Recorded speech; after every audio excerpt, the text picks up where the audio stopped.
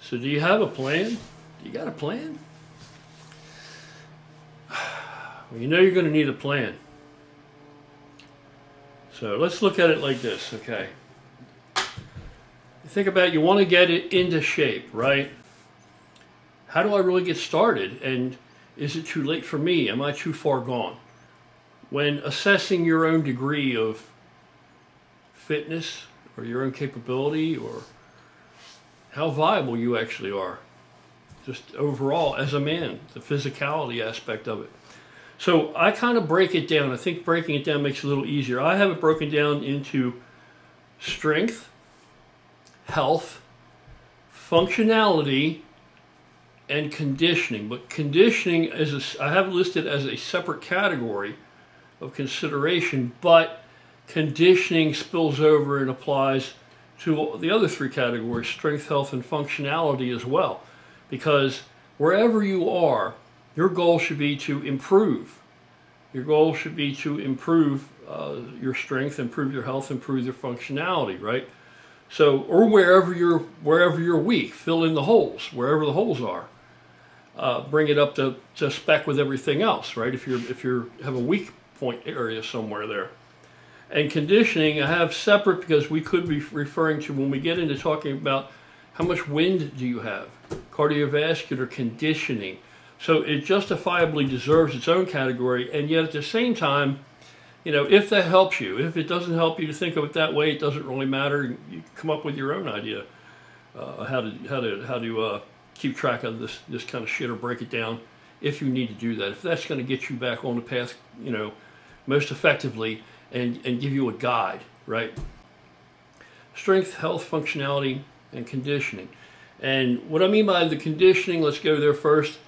If we're going to consider that as a separate category, I'm talking about how much wind do you have, cardiovascular, okay? Cardiovascularly, because a lot of guys out there that believe that they're in pretty good shape. Hey, I've been working out all along. I'm in damn good shape for my age. And again, if worse comes to worse, it's probably, you're not going to bump up against dudes. If you're an older man, it's probably not likely to be older men that are out there causing this chaos and disorderly conduct and just committing these heinous acts upon, you know, society, or looking for people to victimize, looking for soft targets, right? It's probably not likely to be, if you're a 50-year-old guy, you're probably not going to be up against other 50-year-old guys. You're probably not going to be up against 60-year-old guys, 70-year-old guys. You know, I don't know, maybe you have, there are knuckleheads out there in their 40s, so maybe you'll bump up against some of those. But I would set my goal, my marker, my benchmark would be, I want to be able to hold my own with cats in their 30s, right? I'm disqualifying guys in their 20s. I'm not saying that there aren't guys out there in their 20s that are the shit.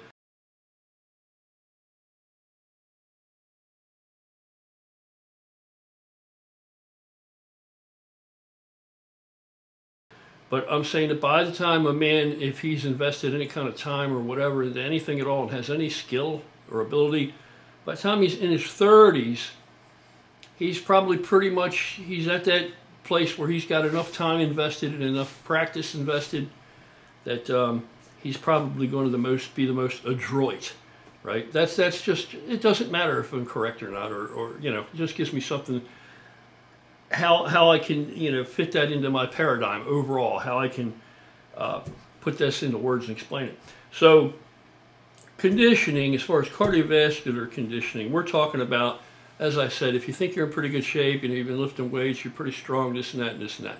Well, you still got to look at your conditioning, your functionality, I mean, there are a lot of guys out there that have a lot of muscle and can't really do anything. You can't do a fucking thing. And you might be a hard dude, you might be a badass, you might see yourself that way, and people may respect you that way, maybe just because that you're a respectable person who just happens to be very muscular and strong, right?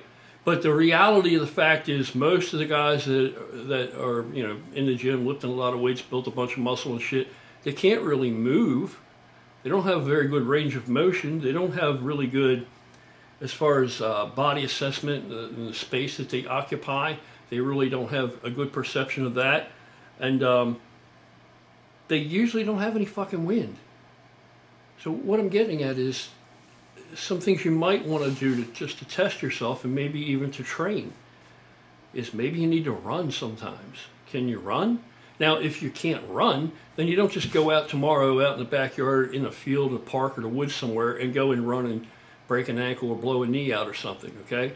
If you can't, you start out, like I said, you know, on a treadmill. You can start just walking and power walking. If that's more than what you currently do, that's 100% progress.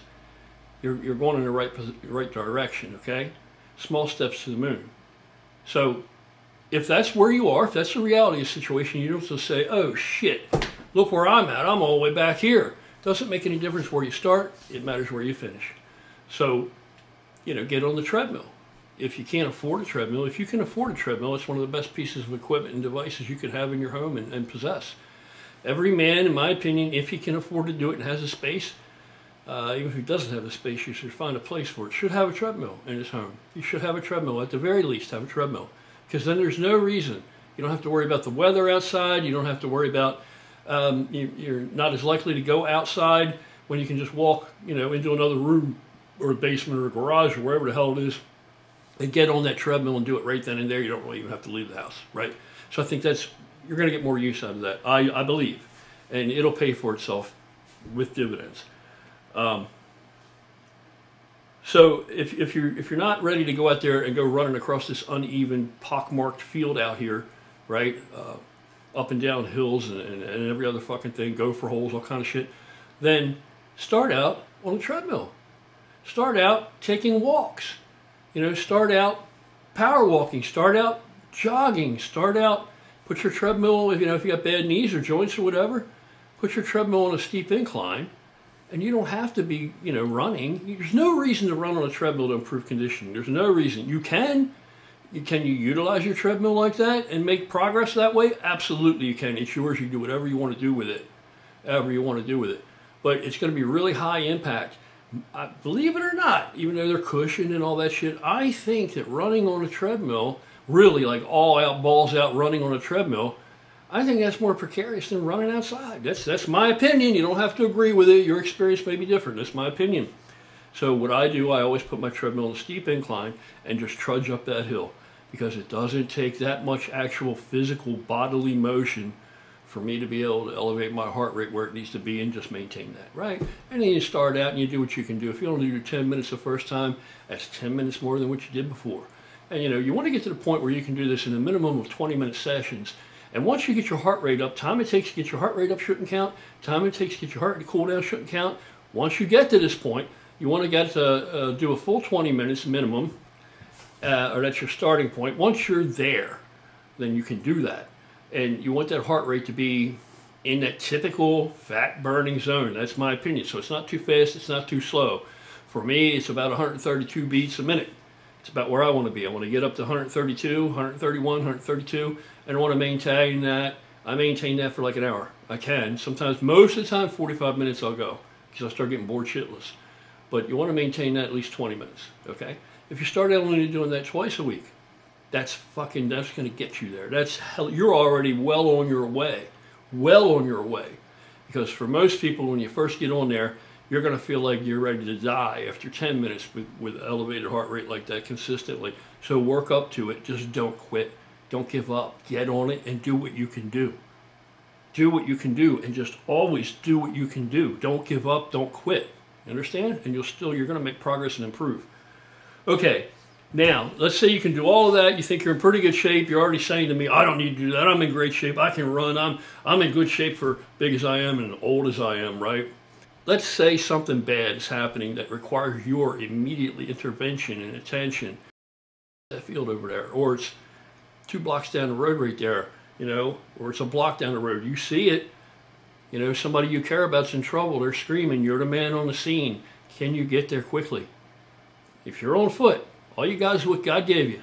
That's what you got to work with. You ain't got a car to jump in, nothing like that right now. You're out and about, or you're outside, or whatever the case may be. You got to get there. Can you balls out, flat out, fucking bust ass and run there?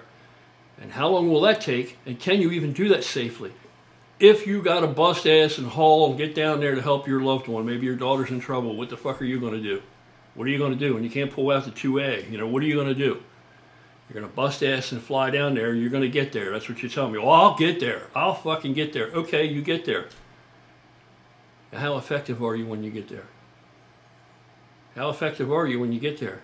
How much wind do you have left when you get there? So what I like to do are these sprint drills almost. I like to go outside, believe it or not, and run as fast and as hard as I can. Pick a place off in the distance, and every time maybe make it a little bit further away, and fucking haul ass wide open there. Get there, stop, rest. I give myself a certain amount of time to recover, minimum amount of time. When that time ticks away, and as we progress, I extend the distance and I diminish the amount of rest time. Cut back on the amount of rest time between. Then when the rest time is up, I turn around and I bust ass back all the way to the starting point, and then I stop and rest again for the given amount of time wherever I'm at right now at my current level. Then I bust ass, and I'll do that back and forth. And maybe I'll do it 5 times, 6 times, right? 6 times. Maybe the first time I'll do it twice. Boom, boom. Maybe I'm really in bad shape. But maybe I'll work up to where I can do a set of 10. Right? You can do a set of 10. I can bench that 10 times. Big fucking deal. What's that going to do for you in the real world? That's a start. That's a start. But that's all it is. That's a start. I'm not trying to diminish it. Diminish that effort. It's a start. Okay. So now you can do that. Well, then now maybe let's hang a heavy bag. You don't have a heavy bag? You got a duffel bag? Let's get a duffel bag. All right. What are you going to put in it? Put sawdust in it. Get you some sawdust. Fill it with sawdust. Put a little bit of heavy or sand in the bottom of it, or something to keep it from swinging so much. Weigh it heavier in the bottom. It's better than nothing. And this canvas bag, bare knuckle, it still did something for me. It's still going to improve my cardiovascular condition. It's going to keep me moving, mobility and functionality. So you get if you can get a real heavy bag. I mean, I have one. I think every man should have something to punch on. Every man should have something he can punch on and throw the fuck around. You got to do it once in a while. You got to let the lion out of the cage once in a while. The gorilla has got to throw some shit around once in a while. You've got to pick some shit up and throw it around. You got to do it once in a while. When was the last time you did that? Remember when you were young and you wrestled? Maybe you had a brother, you grown up, fucking throwing each other around all the time, or your friends, you're wrestling and grappling and tossing each other around, right? Forget about that you didn't know any technique, or maybe you did, or forget about any of that, right? Horseplay, just horseplay. It doesn't matter. Could you even do that today? You know what I mean? Without even any intent other than just horseplay, can you even do that, or even shape to that? Can you even hit the ground and get back up? You need to think about these things, man. You don't want to find out on the spot when you're needed. All right. So once you get, if you get a heavy bag, or whatever you got, maybe hang it in a tree. I'm going to run from point A to point B again, flat out, wide open, boom.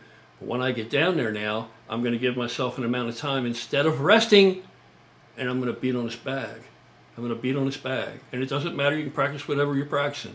Throw some elbows in there. Elbows are really great.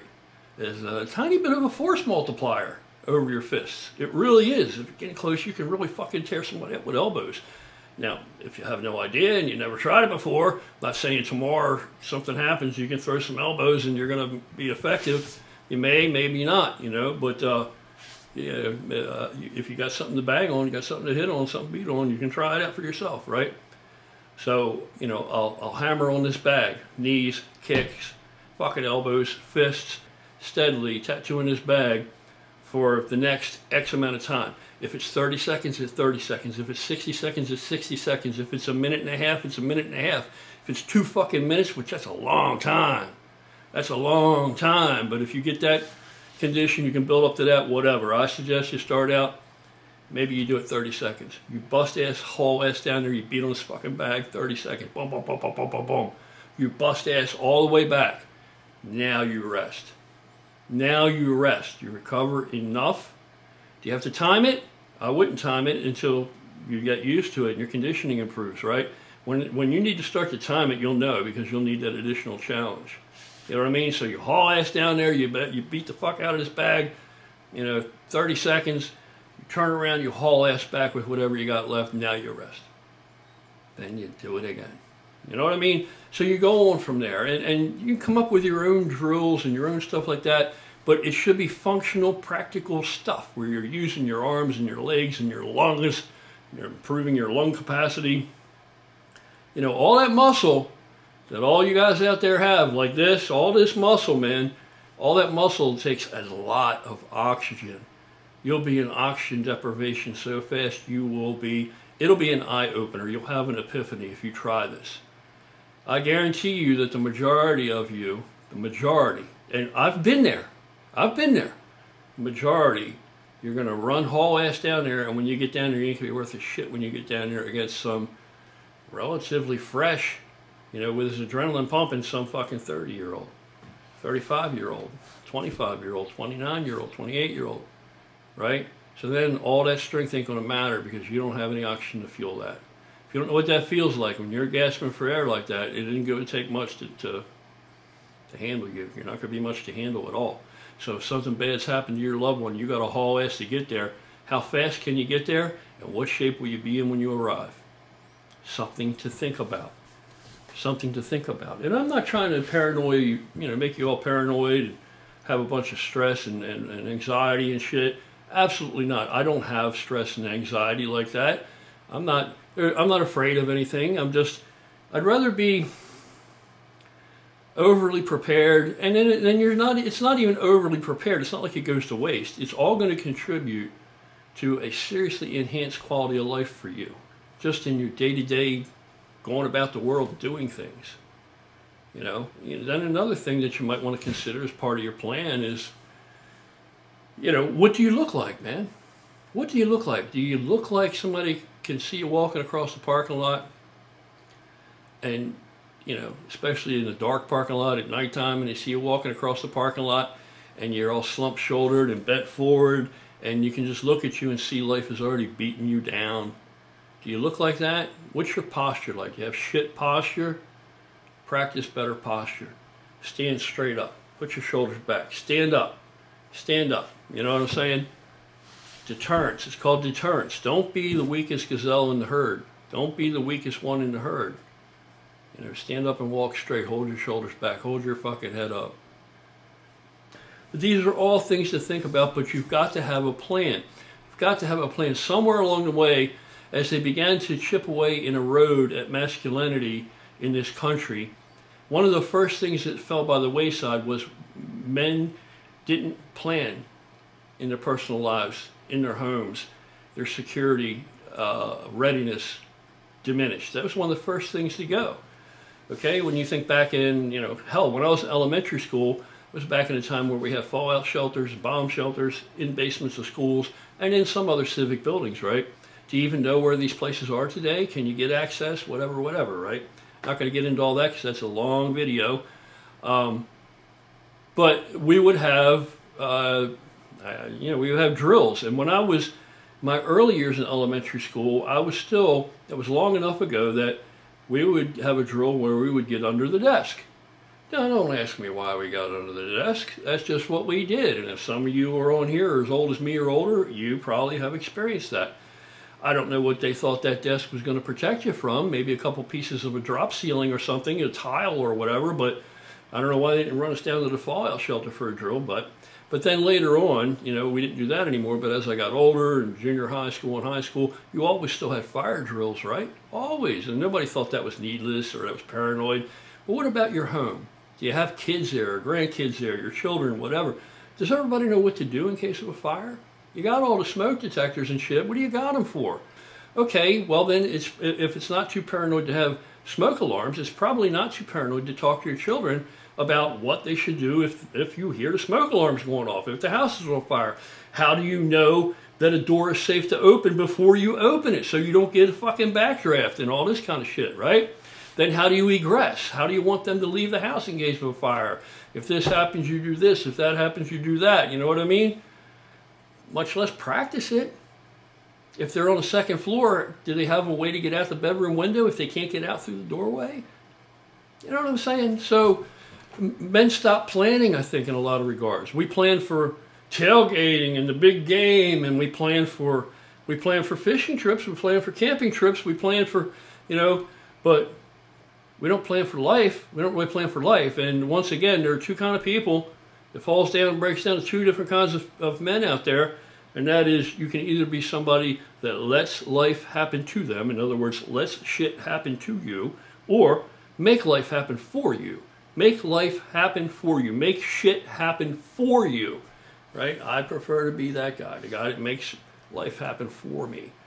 It's when you're always backpedaling and reeling and having to put out fires, so to speak. That's you know, all of that could be, majority of that could be easily avoided. You're coming up from a whole different perspective when you can be proactive and head these things off at the pass or prepare for them, so you know what to do and you're not caught off guard like that, not knocked off balance so much. Anyway, that's the summation of this video, man. Is that you need a plan, old man. You need a plan. It doesn't have to be, you know, it just needs to be what suits you. And again, your level of physicality. Well, where do you start from? If I have this hindrance and that hindrance and this. I know guys in wheelchairs that are strong as fuck. I knew a guy in a wheelchair that was a state champion wrestler, and they made no concession for him, especially back in that day. He wasn't on that team because, oh, we got to let the guy, he's got bad legs in a wheelchair, we got to let him on the team. No, he was on the team because he was whipping ass. He was a star wrestler on the fucking team. That's determination, man. That's perseverance. That's that never say die attitude. We need more of that in this country, man. We need more of that in men today. Men need to be unafraid to be unabashedly men. So that's it. You know, take from it what you will beyond that. You guys take care. I'll be back again. I'll have something coming up. I have a couple more videos along this line coming up that are going to get into more detail and break it down. I'll get to it. You guys take care. Thanks for hanging out with me. Have a great day.